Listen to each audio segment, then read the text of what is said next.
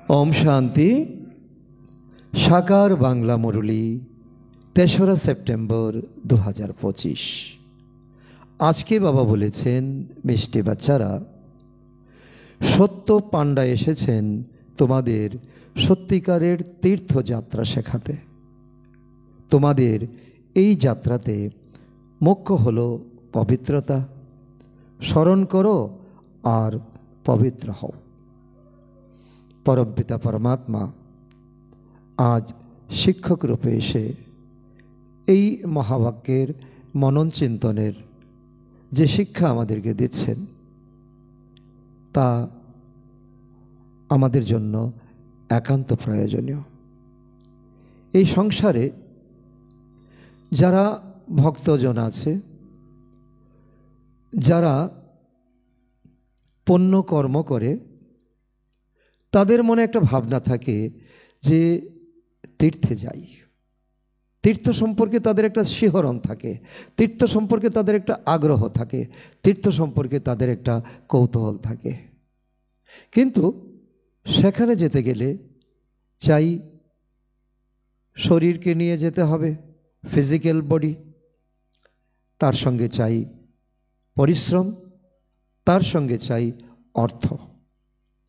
तो এই সময় परमपिता परमात्मा सत्य पांडा आमादेरके सत्यिकारेर तीर्थयात्रा शेखाते एसेছেন।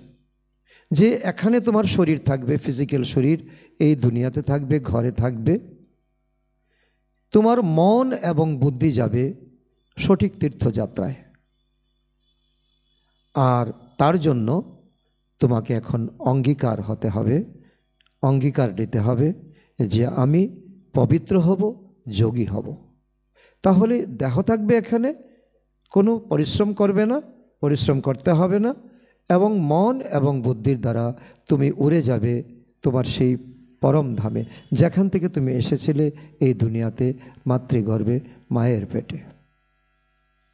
और एखन तुमी बड़ हयेছো, एखन तुम्हार मन बुद्धि अनेक परमात्मा प्रेमी हयेছে। तुमी एखने এই সংসারের रोग भोगे अनेक व्यतिव्यस्त, ताई तुम्हें एखन सठिक तीर्थयात्राते अभ्यासी अनुरागी होते हबे। आजकेर प्रश्न, तोमरा मेसेंजार बा पैगम्बर अर्थात बार्ताबाहक बाच्चादेर कोन एकटी ব্যাপার ছাড়া আর কোনো ব্যাপারেই आर्गू करते नहीं, तर्क करते नहीं।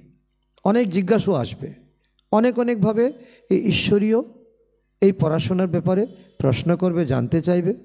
কোন একটি বিষয় ছাড়া বাকি বিষয়ে তোমরা কোনো তর্ক করবে না, আর্গু করবে না? উত্তর, তোমরা মেসেঞ্জারের বাচ্চারা সকলকে এই মেসেজ দাও যে নিজেকে আত্মা মনে করো আর বাবাকে স্মরণ করো, তবে এই যোগ অগ্নির দ্বারা তোমাদের বিকর্ম বিনাশ হবে। এই চিন্তাই রাখো, বাকি অন্যান্য ব্যাপারে লিপ্ত হওয়ার মধ্যে কোনো লাভ নেই। তোমাদের শুধু বাবার পরিচয় সকলকে দিতে হবে যাতে তারা আস্তিক হয়ে ওঠে। রচয়িতা বাবাকে যখন বুঝে যাবে তখন রচনাকে বুঝতে পারা সহজ হয়ে যাবে। তো অত্যন্ত হৃদয়স্পর্শী কথা বাবা उत्तर प्रश्नेर उत्तर बाबा दिच्छेन जे परमात्मार परिचय देवार ब्यापारे तोमरा कोनो आलस्य करबे ना, कोनो रकम आलबेलापन करबे ना। এই বিষয়টা ছাড়া ভক্তির কোনো কোশ্চেন নিয়ে আসলে বা কোনো রকম টিকা টিপ্পণী করলে তো তোমরা তাদেরকে এই কথার উপর কোনো তর্ক করবে না। কারণ তোমাদের উদ্দেশ্য একটাই, সকলে এই দুনিয়াতে সুখী হোক, শান্তিতে থাকুক, পিতা পরমাত্মাকে জানো এবং সে আস্তিক হয়ে উঠুক। তো ওই লক্ষ্য যখন পিতা পরমাত্মা আমাদেরকে দিচ্ছেন তো আমরাও এই লক্ষ্যে স্থিত হতে হবে। আজকের গীত আমাদের তীর্থ হলো অনুপম, আমাদের তীর্থ ন্যারা। কারণ শরীর থাকবে এখানে, পরিশ্রম লাগবে না, কোনো অর্থ খরচ হবে না, আমরা চলে যাব মন বুদ্ধিতে পরম ধামে যেখান থেকে এসেছিলাম। আর সেই সেখানে থাকা পিতা পরমাত্মাকে স্মরণ করব ভিন্ন ভিন্ন সম্পর্কে।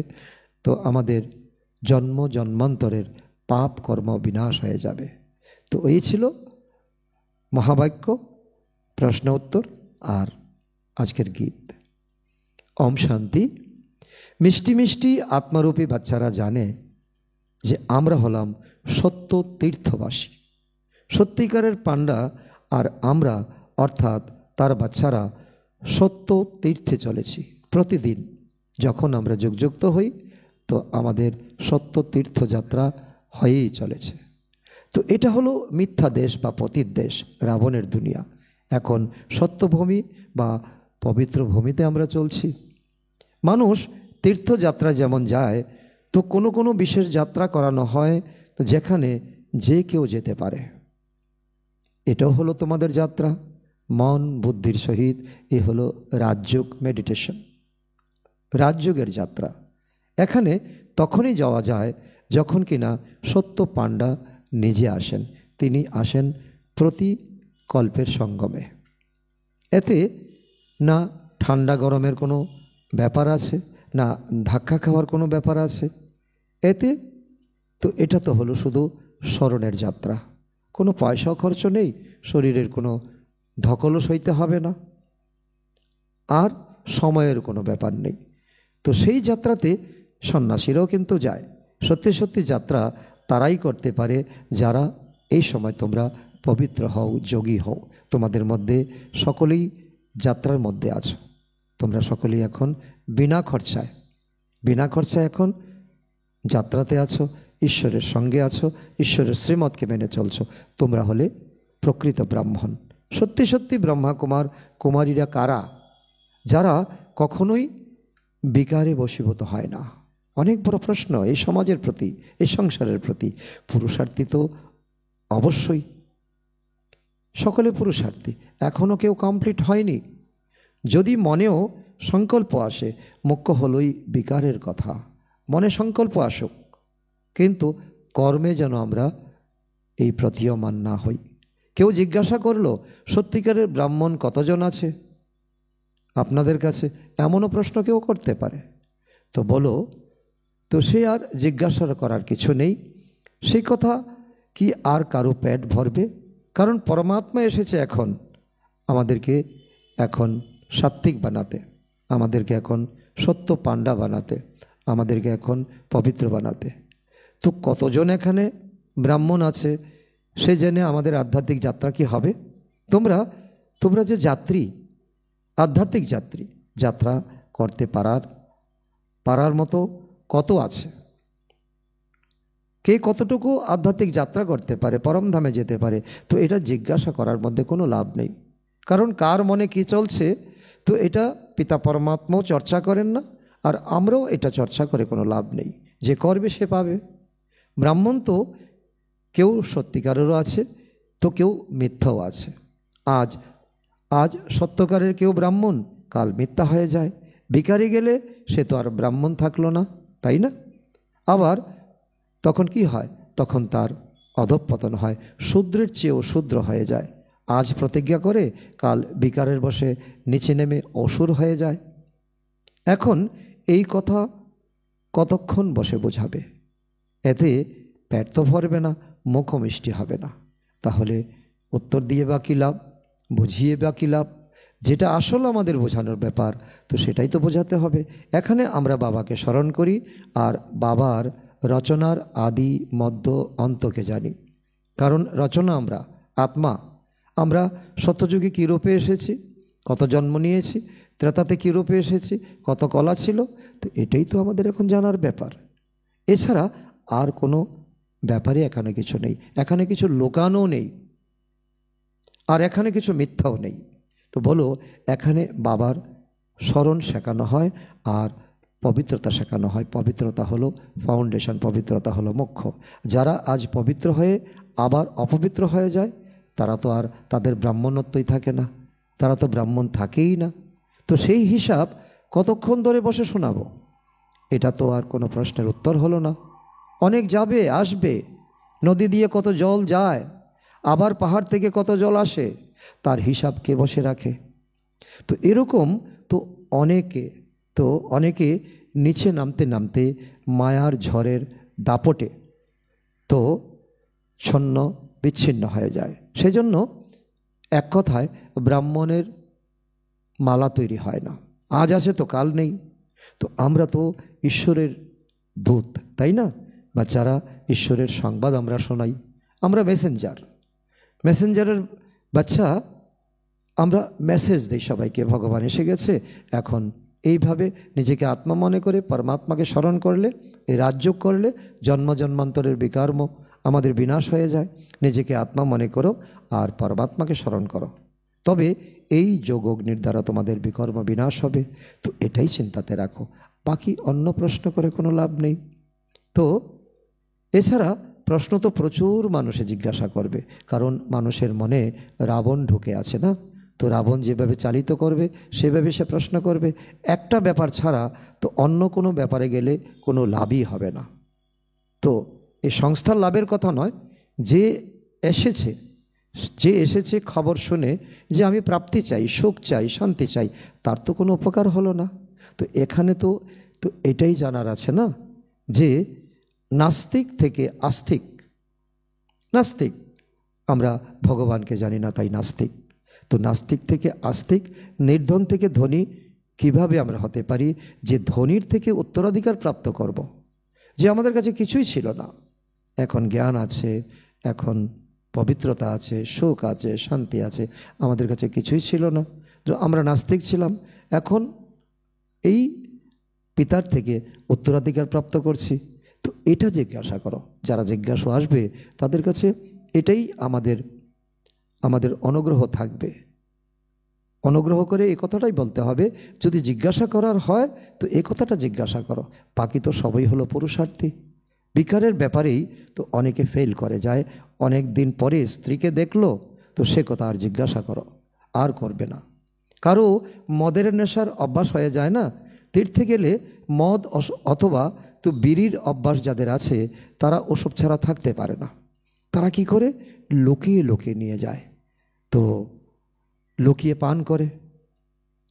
তো কি আর করতে পারবে বলো? তাদের মধ্যে সেই উইল ফোর্স নেই।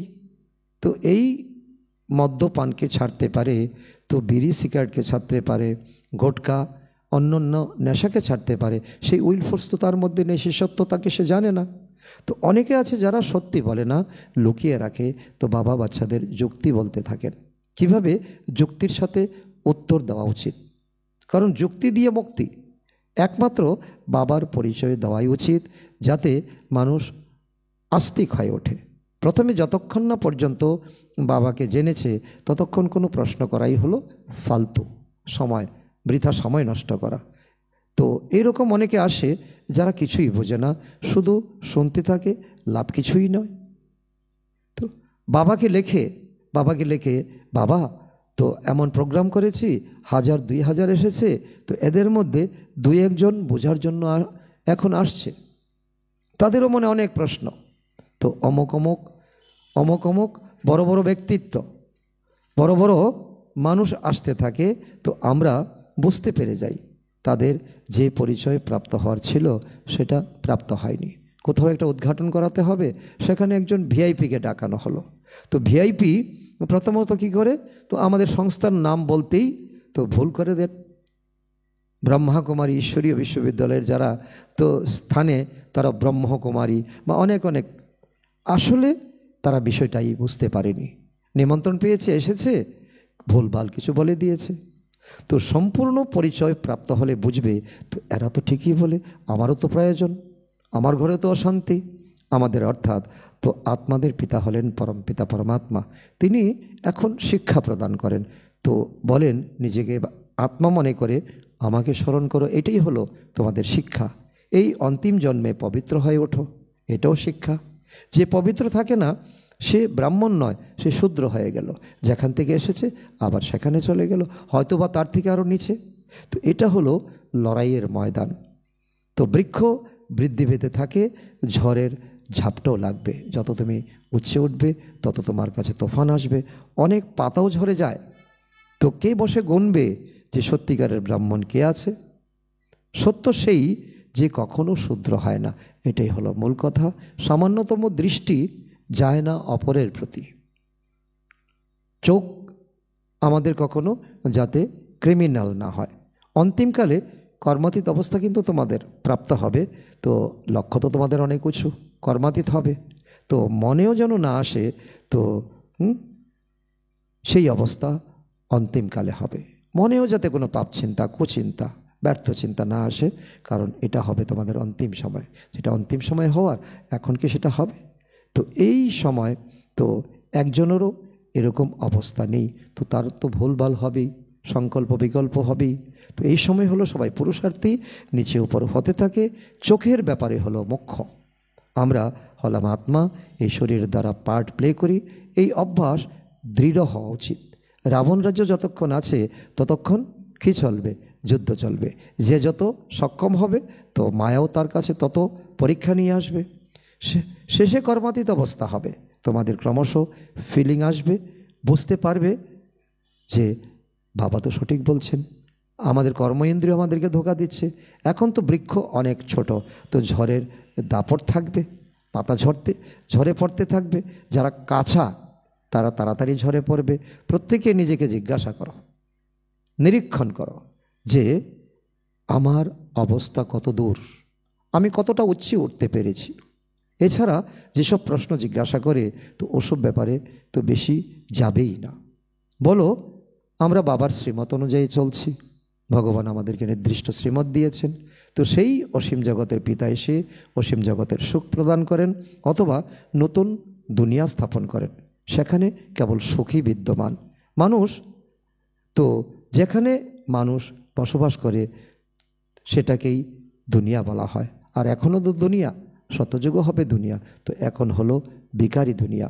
নির্বিকারী ওয়ার্ল্ডে তো আত্মা থাকে, তাই না?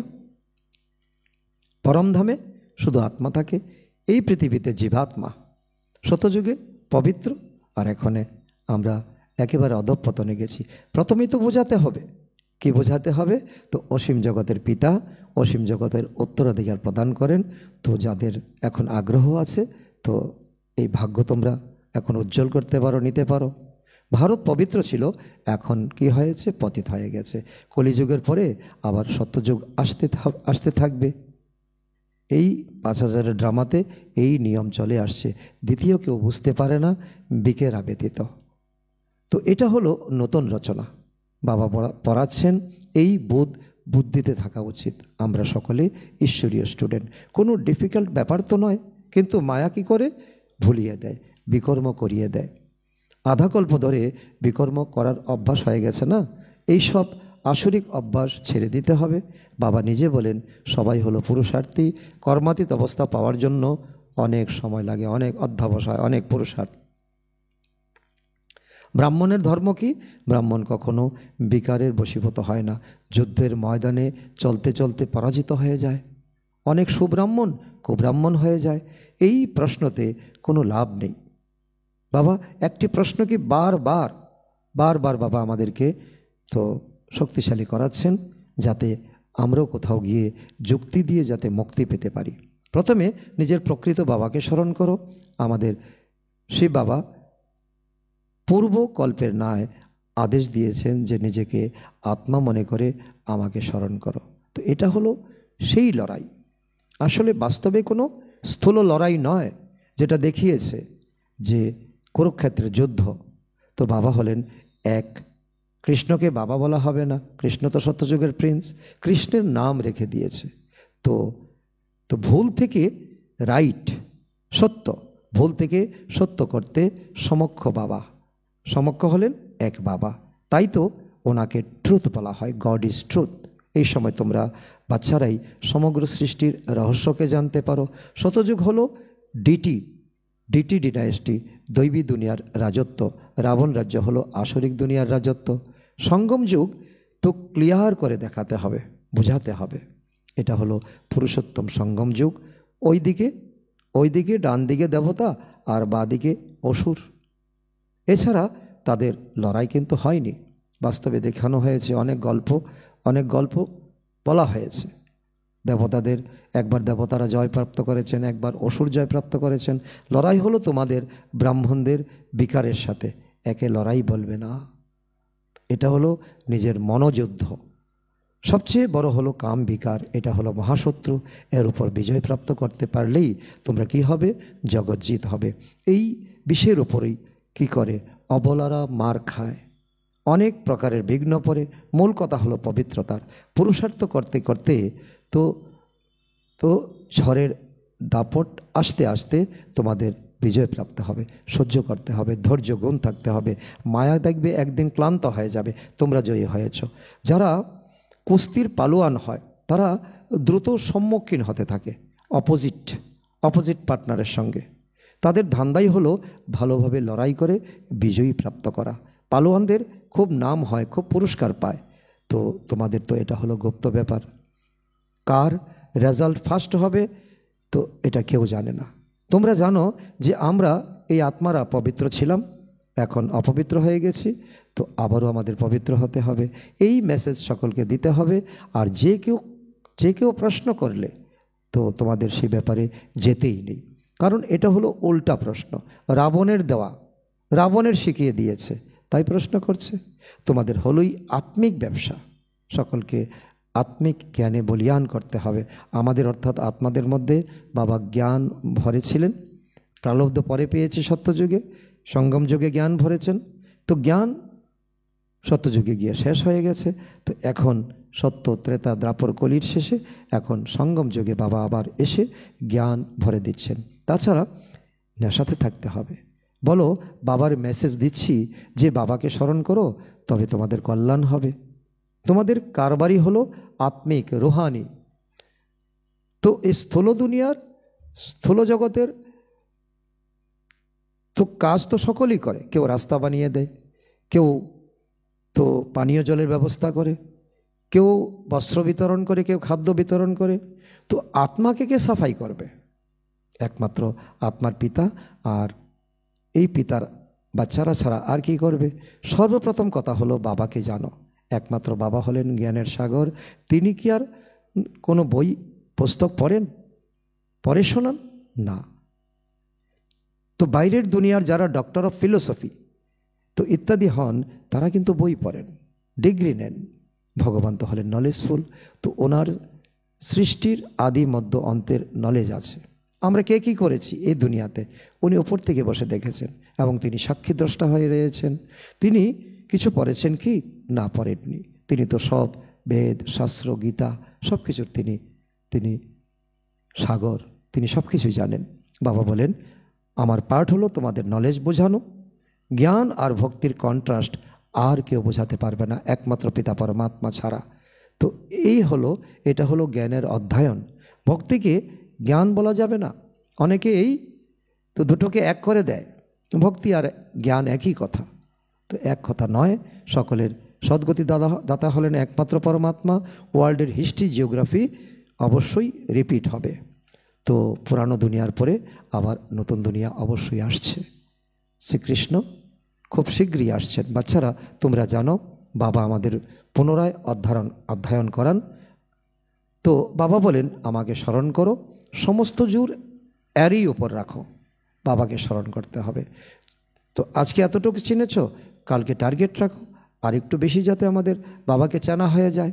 বাবা জানেন যে অনেক ভালো ভালো নামি দামি বাচ্চারা এই স্মরণের যাত্রাতে খুবই দুর্বল, আর যারা নামি দামি নয়, বন্ধনে থাকা গরিব, তারা স্মরণের যাত্রাতে অনেক বেশি থাকেন।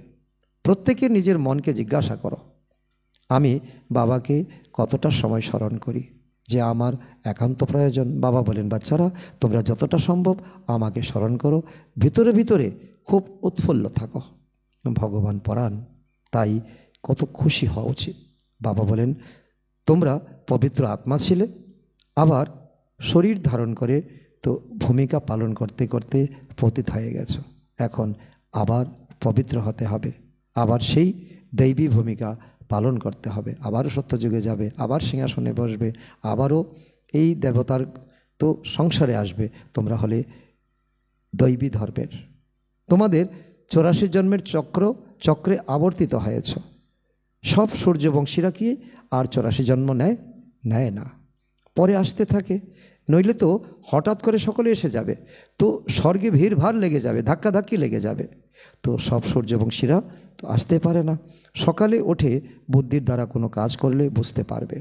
তো বাবার জ্ঞানটা কত সহজ সরল, এবং ওই সময় শান্ত পরিবেশ থাকে, তখন তুমি এই নলেজকে নিজের জীবনে ধারণ করতে পারবে। বাচ্চাদের বিচার সাগর মন্থন করতেই হবে।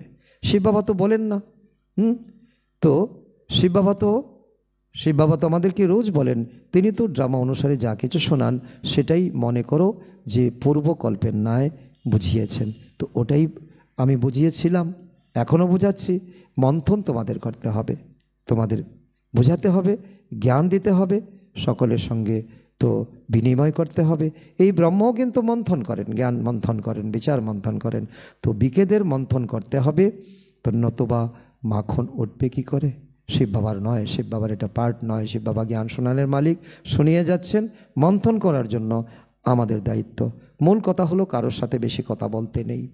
আর্গু শাস্ত্রবাদী নিজেদের মধ্যে অনেক করে, আমি এতটা শাস্ত্র পড়েছি, আমি এতটা বিদ্বান, তো এই নিয়ে অনেকের মধ্যে আমি বড়। তো তোমাদের আর্গু করতে নেই, তর্ক করতে নেই, তোমাদের শুধু ঈশ্বরীয় সংবাদ দিতে হবে। প্রথমে শুধুমাত্র মুখ্য একটা ব্যাপারের উপর বোঝাও, আর তার উপর তাদেরকে লেখাও যে আজকে যে টপিকের উপর আলোচনা হয়েছে আপনারা যা বুঝেছেন আপনাদের মতো করে লেখুন। তো এটা একটা তাদেরকে পরীক্ষা দিতে পারো। সর্বপ্রথম এই খেয়াল রাখো যে এই বিষয় কে পড়াচ্ছেন, কে অথরিটি, সেটাই লেখো। যে এই কথা তোমরা শেষ পর্যন্ত নিয়ে চলো। তো সেই জন্য অনেকের সংশয় হতে থাকে। তো একই ধরনের মুরলি বারবার বাবা রিপিট করাচ্ছেন, কারণ আমাদের বোধগম্য হয়নি, তার জন্য তো বারবার বাবা আমাদেরকে পড়াচ্ছেন। তো এটা নিয়ে অনেকের সংশয় যে আমি তো 7 দিনের পড়ার কথা ছিল, কিন্তু 7 দিন করে করে তো জীবনের একটা সময় এসে যাবে যে আমরা পুরোটা জীবনই তো পড়লাম, আর এতটা জমা করলাম, এতটা জমা করতে পারিনি। যারা সচেতন হবে তারা তো তখন ভাণ্ডার ভরপুর করে যাবে, যে সচেতন হবে না তার ভাণ্ডার খালি থাকবে। তো দৃঢ় বিশ্বাস সম্পন্ন না হওয়ার জন্য বুঝতে পারে না, দৃঢ়তা বিশ্বাস নিশ্চয়। তো শুধু বলে দেয় ঠিক কথা, খুব ভালো, আপনারা সেবা করছেন। সর্বপ্রথম মুখ্য কথাই হলো এটা রচয়িতা বাবাকে বোঝো, তারপর রচনার রহস্যকে বোঝো। মুখ্য কথা গীতার ভগবান কে, এটাই নিয়ে এখন সারা দুনিয়াতে তো লোক দ্বিধাদ্বন্দ্বর মধ্যে আছে। তো কেউ সত্যকে জানে, কেউ জানে না। তোমাদের বিজয়ও তো এতেই হবে, দেখবে অন্তিম সময়ে তোমাদের বিজয়, তোমাদের নাগারা বাজবে। তোমরা সত্য পিতার পরিচয় দিতে পেরেছ, সত্য ভগবানের পরিচয় দিতে পেরেছ। সর্বপ্রথম কোন ধর্ম স্থাপন হয়েছিল? পুরানো দুনিয়াকে নতুন দুনিয়া কে তৈরি করেন? একমাত্র বাবা। তো আত্মাদের নতুন জ্ঞান শোনান, যার দ্বারা নতুন দুনিয়া স্থাপন হয়। তোমাদের বাবা আর রচনার পরিচয় প্রাপ্ত হয়। তোমরা কত ভাগ্যশালী আত্মা। তো একদম প্রথমে তো অল্পের ওপর সুপরিপক্ক করে তোলো, তবে তো বাদশাহী থাকবেই। বাবাকে চিনতে হবে, বাবাকে আরও ভালো করে চিনতে হবে। তো পিতা পরমাত্মার বিষয়ে যদি না জানে তো অন্য ছবিতে নিয়ে যাওয়াই উচিত নয়। বাবার থেকেই উত্তরাধিকার প্রাপ্ত হয়। বাবাকে জানতে পারা মাত্রই উত্তরাধিকার পেয়ে গেলে আর তুমি হয়ে গেলে বাচ্চা, আর বাবা তো বাবা আছেই। বাচ্চা জন্ম নেয় মা বাবাকে দেখে আর বেশ সুপরিপক্ক হয়ে যায়। মা বাবা ব্যতীত আর কারোর কাছে যায়ই না। তো কারণ মার থেকে দুধ পাওয়া যায়, খাদ্য পাওয়া যায়, তাও আবার জ্ঞানের দুধ প্রাপ্ত হয়। মাতা পিতা তো এই সময় কে আমাদের? ভগবান আমাদের মাতা পিতা। তমাইব মাতাশ্চ পিতা তমাইব বন্ধুশ্চ সখা তমাইব। তো আমরাই তো মন্দিরে গিয়ে এই মন্ত্র জপ করে এসেছি, তাই না? আর এখন যদি পিতা পরমাত্মাকে সঠিকভাবে সত্যভাবে জানতে পারি তো অন্য কারো কাছে যাওয়ার কি দরকার আছে? নিজেকেই প্রশ্ন করা, আর তার উত্তর নিজের বিবেক দেবে। তো এটাই হলো খুব সূক্ষ্ম ব্যাপার। কেউ বুঝতে পারে, কেউ বুঝতে পারে না। আচ্ছা, মিষ্টি মিষ্টি হারানিধি বাচ্চাদের প্রতি মাতা পিতা বাপদাদার স্মরণের স্নেহসমন, সুপ্রভাত ও নমস্কার। আত্মাদের পিতা তার আত্মারূপী বাচ্চাদেরকে জানাচ্ছেন নমস্কার।